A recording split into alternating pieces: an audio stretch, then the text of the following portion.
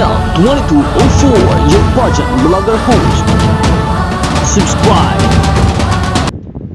Magandang araw Pilipinas and good day pageant lovers. Good news dahil dalawang Pilipina ang maglalaban sa Miss Cosmo 2024 competition.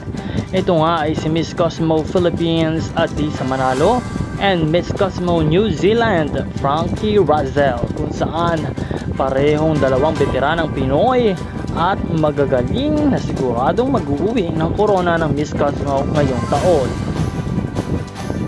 Grabe nga at patuloy ang kanilang paghahanda para sa Grand Coronation Night ng Miss Cosmo na talagang kauna-unahan o inaugurasyon ng pageant na ito ay ngayong 2024, kung kaya't maasahan ng lahat na magiging bongga at maganda ang production at ang lahat ng mga mangyayari sa Miss Cosmo 2024 competition. Kaya naman patuloy nating suportahan ang ating mga kandidata at patuloy nating iboto ang lahat para sa ating bansang Pilipinas. Maraming salamat sa iyong panonood at maraming salamat sa iyong pag-subscribe.